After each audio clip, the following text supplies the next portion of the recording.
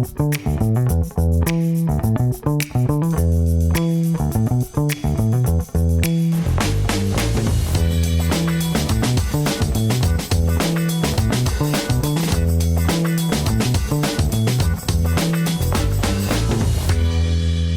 guys, and welcome back to the thinkernick podcast. Today, I have a guest from a different part of the world. He is our first guest from Canada. Jared has been working in entrepreneurship for nearly a decade and has worked in fields ranging from construction to tech to hospitality. Never afraid to jump into something new, Jared prides himself in being able to adapt to any situation. In 2019, Jared went through a quarter-life crisis, which led him to walking away from a business he helped grow from scratch into one that did over $2 million in revenue. Jared documented his journey with mental health and personal development in his podcast, The Journey with Jared. Jared is now running a direct-to-consumer e-commerce food business, as well as being part owner of a food store located within a farmer's market in Calgary, Alberta, Canada. Jared, welcome to the show. Thank you so much. So happy to be here, and thank you for having me on. Absolutely. I'm so glad that we got in touch. So, for the listeners of this podcast, usually we talk about business when my co-host is here, Nicola, and I've decided to kind of venture into something I'm really passionate about, which is the personal development space. Cool. And luckily, Jared is the perfect guest for that because one, he's an entrepreneur, so he can chat about business. But two, he's also done a lot of personal development. So we're going to touch on that as well. So this podcast has got it all. So, Jared, I want to know, what was your first entrepreneurial adventure? For sure. It actually happened by accident. So I was in my second year of university here in Calgary, and just randomly at the beginning of one of my classes, some random guy walks in and he, does a little spiel about like, oh, we have summer programs going on. If you're interested, write your name on this little piece of paper and we'll call you. And so I did that and kind of showed up to this interview not knowing what it was. And they started talking about like painting. And I was like, cool, I could paint for a summer, be outside, get a nice tan. And as they're talking more, they're like, oh no, you actually get to run your own little painting business. And so I didn't know this at the time, but there's actually a couple different programs that do that in Canada here. Yeah. So essentially what they kind of do is set you up to run your own little painting business while you're still in school over the course of the summer. And so they kind of take care of a lot of the infrastructure around you, the insurance, they teach you how to do it. And then you're just kind of sent on your own to go and figure it out. And had never done anything like it. Nobody in my family really is entrepreneurs. On my mom's side, they're farmers. So like a little bit of it, but nothing like this. And so kind of jumped in and I would say hit the ground running, but fell a lot. And that was kind of what kicked it off. I ended up doing it for 4 years while still in university, got promoted in the company, and basically then taught other students how to start their own small painting businesses for the last 2 years that I was doing it. At the same time, I was handling all of the commercial jobs for the company. So that's how it started. That's kind of how I fell in love with it. And there was no turning back after that. Epic. So my first question would be, did you have any like a prior knowledge or context of painting or anything like that? No, none at all. So what made you dive into what attracted you to painting out of all businesses? I'm interested. Yeah, I joke a lot of times. I'm like, I think I'd held a paintbrush before, but like I'd never painted my room even, you know what I mean? And it's funny what attracted to me to it. I still remember in one of the interviews is I was reverse sold the program of Carl, who ended up being my district manager for that first year. He was in there and basically started to tell me how there were only 10 to 12 students in all of Calgary that would be considered for this role. And kind of like you said in my bio there, I always just love new challenges, and I've always been one to just jump in. It seemed interesting to me. I like challenging myself, and so it really didn't matter what it was, which has kind of turned into a little bit of a theme throughout my entrepreneurial career. Is it doesn't necessarily matter the detail of what it is, but I'm able to take a lot of the lessons and apply them in different areas, which is a skill that has helped me so much, and one that I talk to other people about a lot too, of whether it be running a small painting business, painting people's houses in Calgary here, or when I worked for a tech startup, and, as we were chatting a little bit before, and I was sent to Dubai for a month for an accelerator program trying to sell our interactive mirror. A lot of those lessons transferred over, and I'm able to take a lot of those and transfer them to different industries. Okay, amazing. So let's just sort of now dive into your quarter life crisis, because I guess this is where in your bio you said that you helped grow your business to 2 million in revenue, and then you had a quarter life crisis and you walked away from that. So For sure.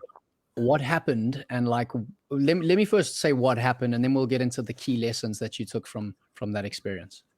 For sure. Yeah. And so essentially I went into business with one of my mentors, and we started a restaurant together. And Nice. that's the business that we grew. And so literally from the ground up, I was actually in charge of construction. So once again, just kind of like figuring it out on the go of I had to teach myself how to read construction plans as I'm managing this project and building out a $500,000 restaurant.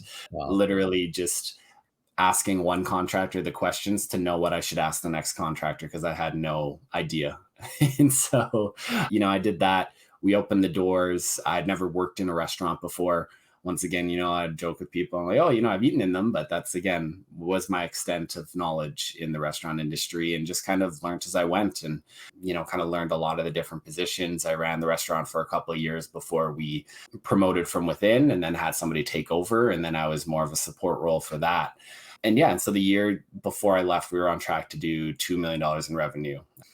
Now, I would say probably about a year before I left, I had some personal things going on, and it had gotten to the point where I knew that I couldn't handle it on my own anymore. And so I needed to look for help. And, a lot of shame around that when I first started looking at it. And actually, I reached out to some therapists, and I called a couple therapists, and I found one that I thought I would like, and then started going to her and started working through a lot of the different things and unwinding a lot of those stories that I had told to myself about myself.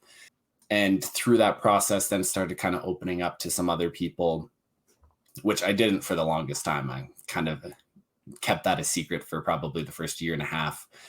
Joined, it was a men's group, which essentially was almost like a group therapy type thing, with just a bunch of men where, we were super vulnerable with each other. It wasn't led by, a therapist or anything, but just some of the guys that had some experience in that sort of thing.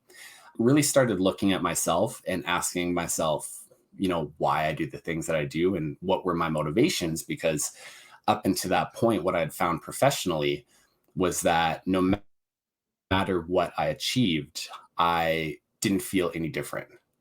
And so, I would tell myself, oh, once I do this, then I'll be happy. And I'd get there and be like, oh, nothing's really different. I'm like, oh, okay, my goal was too small, so I need to set it higher. And then I would get there and go, oh, actually, no, nothing has changed again. And I'd fallen into that loop of just never actually being happy, never being able to appreciate anything that I had done, and never being enough for what I had accomplished. Anyways, a lot of work around that kind of led me to the realization that the environment that I was in wasn't the healthiest for me. It wasn't a good environment for me. And unfortunately, what that led to was the decision to completely step away with almost no plan for what to do later.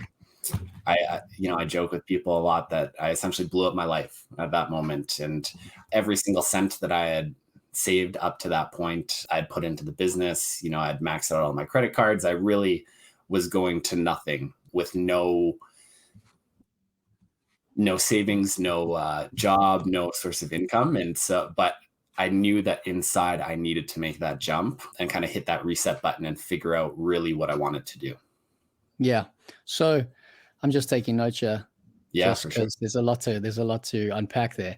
Yeah. So the first thing I want to touch on is basically when you're talking about being an entrepreneur and how you go from venture to venture and you pick up these skills along the way. Yeah. So I used to be a teacher in Vietnam, a math teacher, and I've just taken the leap of basically quitting my job and moving to the UK and starting up a little business or two.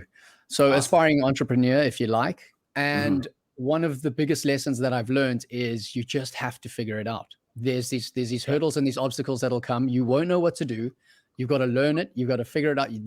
That's what being an entrepreneur is all about, is figuring Yeah. it out and finding a way. So I completely resonate with you there. And it's something that I'm learning every day. And I'm enjoying the process, to be honest. It makes it builds resilience in you, and it builds confidence as well. And it makes you realize that anything is possible, really. Yeah. And then the second thing I wanted to touch on is, and it's a huge space at the moment, which is the personal development space. Well, I find anyway, like it seems to be like a craze around the world at the moment for, I don't know, maybe millennials, maybe my generation, maybe the generation Gen Zs, but I'm seeing it all over my feed. And that's obviously probably because what YouTube's feeding me, because I'm watching those videos. But Yeah. it's like, it's something that I've also been going on through this journey. And just like you, it's like you achieve something and you want something, and then you get there, you want it so bad, you get there, but you're not fulfilled. Mhm. And then you think to yourself, why? So then you set the bar higher, or you try a different avenue, and you keep getting to these goals, and you're like, well, I'm here now and I'm not that happy. Yeah. And until you start doing the inner work and you start like really looking in, and like some people refer to the shadow work or childhood trauma. There's loads of different things that you can do.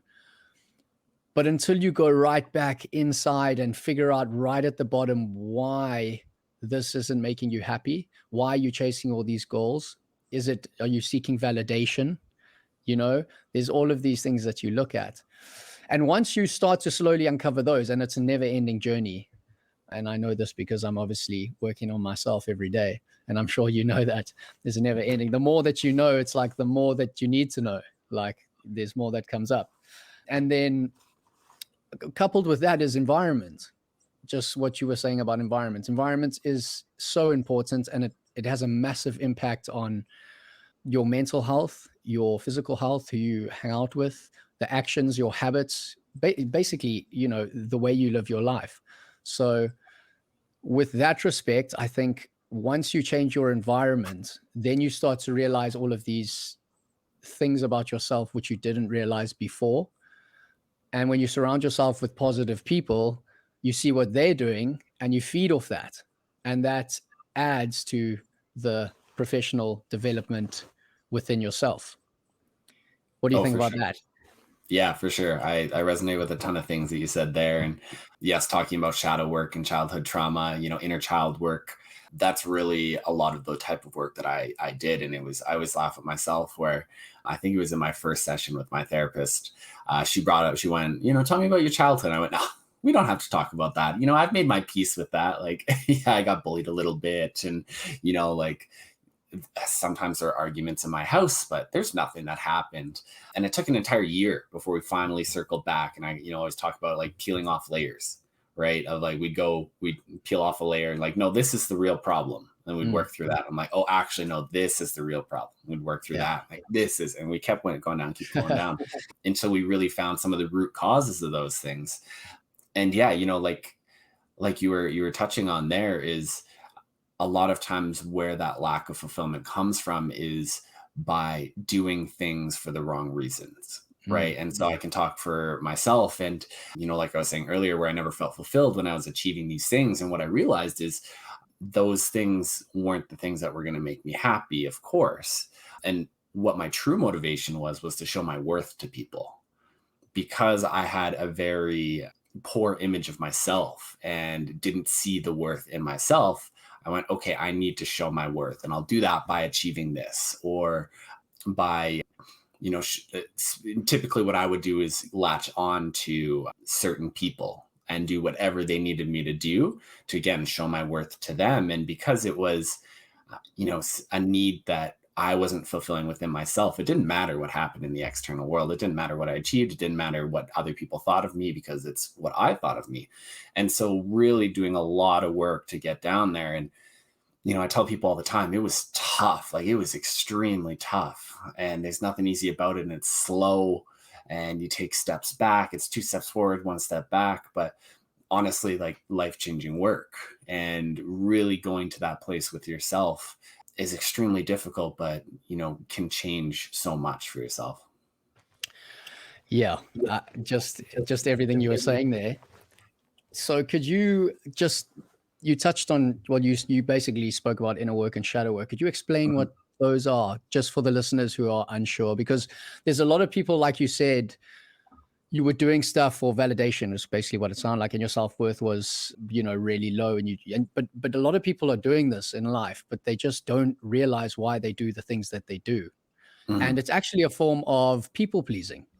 Yeah. And people, you would tell someone, oh, what are you a people pleaser? And they would laugh at you and be like, no, well, I'm not a people pleaser. What are you talking about? But there's so many different forms of people pleasing that people don't even realize.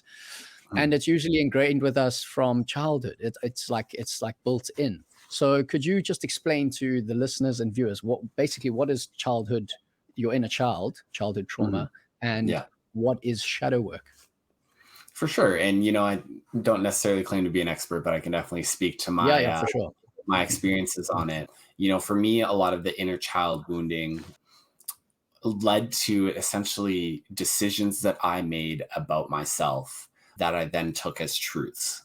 And so it was, events or experiences when I was a child that then made 9-year-old Jared decide this about himself, Mm, that, oh, I'm not likable, or, oh, like, I'm not worthy of love was a big one for me. Right. And because I had made those decisions so young and they'd been in there so long, they had now become truths in my mm, mind. So I'm unwinding a lot of those for myself. So for me, and my understanding of the inner child work is essentially, one of the accounts that really helped me was the holistic psychologist, and she talks a lot about, parenting yourself and going back and parenting yourself. And, as things that I had talked to my therapist about as well, of, I now as an adult, the man Jared needs to go back and parent the young Jared as I wish that I would have been parented. And that's not a slight on my parents by any means. They did the best mm, with what they could, but going back, looking at those wounds, actually feeling them, and also looking at those experiences as now a man instead of as a boy, of knowing, having a, call it like a 360 version or view of a lot of the different things that had come up instead of, your views as a child. I don't know if that made sense, but yeah, and no, it does. And the reason why it does is because, look, I've got a long way to go, but it's something that I've been doing. And when you become aware of it, so first of all, self-awareness is important. It's the most important thing. And when you become aware of it and you start dealing with it, you take, like you were saying, you peel that layer off. It's like taking imagine if you were wearing like I don't know if you've ever seen Dwayne The Rock Johnson. He trains with these giant chains around his neck. It's like taking one of those links off every single time. You become Mhm, aware of it, then you deal with it, and you just start to become more comfortable with yourself and more free. for So sure. what do you think for you was the hardest thing to overcome? Before I go into that, I'll just jump into shadow work really quickly to talk Oh about yeah, that. sure, For go for me, it. Yeah. shadow work is essentially shining light on the areas of yourself that you feel ashamed of, or that you're afraid of, or, have any sort of those kind of feelings around. And a big one for me was actually expressing anger, because in my household growing up, it was either a 0 or a 10 out of 10 fight. There was no in between. Wow. And Okay. so, essentially what I had told myself about that is that if I get angry, I need to go to a 10 out of 10. There is no middle ground. There's no, slightly annoyed. There's no difficult conversation. It's automatic shouting at everybody. And because of that, I was afraid to go there, which kind of, you know, with you asking me, one of the things that I struggled with the most was what I had touched on before, of unwinding those truths that I had been telling myself my entire life, unwinding those, determining what are my actual thoughts, what are actually true, as opposed to what are, stories that I've told Mm, myself about myself. And that took a lot of work, and it took a lot of people to point out things to me as well. And, that was, you talked about your environment, which is huge, of mm, having those people around you. And the men's group was amazing for that, where, it was a space with a bunch of men that I completely trusted. and I knew they didn't have any ulterior motives. And because they had all been strangers before this, essentially, there wasn't that baggage either. They're kind of able to Mm. see me with fresh eyes. There wasn't, the 10 years, the 20 years of, either your best friend or your family or whatever it might be. And they were able to show me different perspectives, and having people from, all different walks of lives and so much diversity in there and so many different experiences, seeing their angles and, their perspectives on everything was huge. And not all of them were right necessarily. I didn't, accept all of them, but even just seeing them, it allowed me to get closer to those truths for myself. Yeah. Nice. So there's actually a documentary that I watched about 2 weeks ago on Netflix. It's called Stunts, Stuntz, and it's actually filmed by Jonah Hill. Do you know Jonah Hill? Yes. Very Yeah. funny guy. But this is like a serious documentary, and it's him and his therapist. Yeah. And Right. I think his therapist has Alzheimer's. He has some condition basically, and it's a really good documentary. And his therapist basically takes Jonah through the process of shadow work, and he basically tells Mhm. him to close his eyes and envision a part of you in your life that you feel ashamed of. Then he basically says, ask him, how does he feel about you hiding him away for so long? Yeah. And then he basically asks him, what can you do now to make it right? Yeah. And what that basically does is make you look inward at, that part of you that you're ashamed of, that you've been hiding for so long. And then the second question allows you to bring it out and just be confident and be happy and just accept it as a part of who you are. So I advise people to go watch that documentary. I mean, I loved it. It was really cool. And there's a bit of humor in it as well, because obviously, Jonah's in it. So that's great. So yeah, answer the question. What do you think was the most challenging or the hardest thing for you? Yeah. Yeah. Again, I think it was unraveling all of that for myself, and I held a lot of shame, actually. Yeah. And it's interesting that you bring that up, and that was one thing that I had to explore a lot, of why I hold shame around different things. What are the things that I hold shame around? And I realized for myself that the thing that I wanted the most in the world was also the thing that scared me the most in the world. And that was to be seen, to have the spotlight, quote unquote, on me. And that's not in a sense of, like wanting to be, famous or anything like that, but it was to be seen for who I am. And that actually led me to starting my podcast. And I'm a very extreme person where I have to go, I'm always all in or all out. And so Yeah. I decided to have these conversations in public and put them out on the internet for anybody to find. And, even though, I'm like, oh, I don't know if anybody will even watch them. The fact of putting them out there, of them being out for anybody to find, was extremely scary. And I really pushed myself to talk publicly about the things that I held shame around. And that was so freeing, but so difficult. And, tackling things of like being bullied as a child, or, things like having body image issues as a man, something that you don't really hear. Or for me, it was the story that I told myself that I was the only one that struggled with this in the entire world. Right. And even having those types of conversations, again, in public, and knowing that people will see them, will hear them, and being as humanly vulnerable as possible, that was very difficult, but very, very freeing at the same time. Yeah. So with regards to the whole man thing, men have always been stereotypically, they need to be butch, they need to be buff. And this creates like a stereotypical ego Mhm. around this whole, it all basically comes down to ego. And with regards to you creating the podcast, I'm kind of like you. I'm sort of all in and all out as well. I'm learning that about myself. And I'm like, okay, you don't actually have to be all in and all out all the time. Yeah.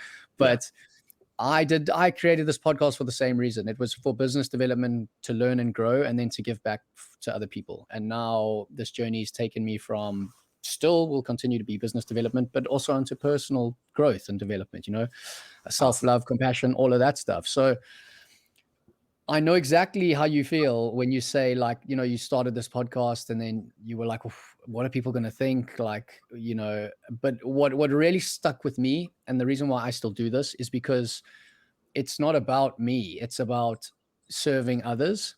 So like my business partner, for example, and guests like you and everyone we learn from, I get to learn, and that's great. But for me, what's important is whoever watches this, they get to learn. Do you know what I mean? So For sure. that's pretty much why I do it. And when you do something from a place like that, your ego goes out the window because it's not about you anymore. Yeah. So that's what really pushed me to do this. So I admire you for doing the podcast and everything. And it's a pity that it's not still going. But if you do want to watch past episodes of Journey with Jared, please go check them out. I'm sure, it would be great for you. So what are you most thankful for then, Jared, for this whole journey? Yeah, I mean, just kind of going back to that too, the way that I thought about, my podcast was balancing the selfish with the selfless, which sounds, very similar to what you were talking about. And I always went back to, even if I help one person with this, then it makes it all worth it. I'm exactly the same, man. And not officially done, just little pause on the podcast. So, okay, great. Nice.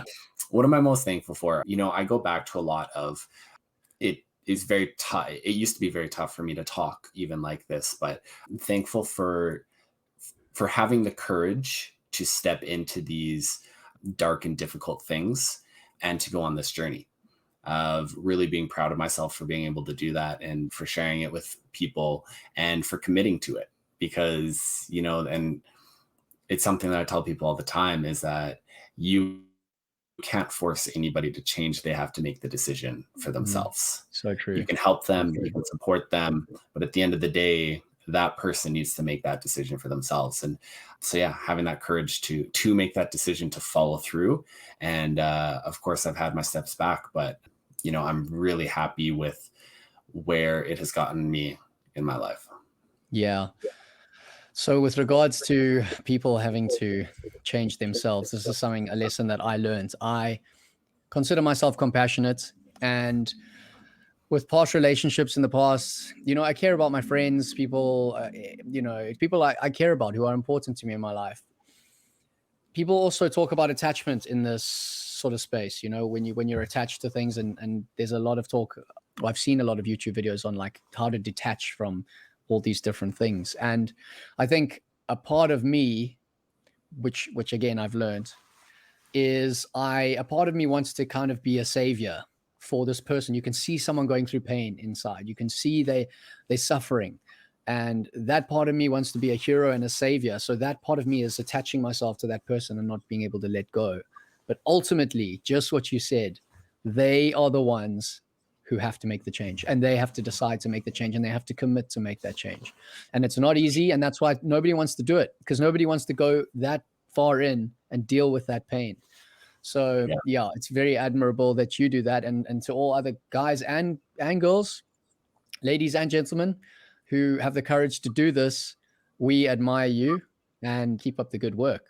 So the last question that I'll end on then is, what advice would you give to anyone going through this journey, or someone who maybe wants to start this journey, who's in a bit of pain, or, feeling insecure, or was just dealing with any sort of, I don't know, inner child, shadow work, any sort of, or wants to get on the personal growth journey?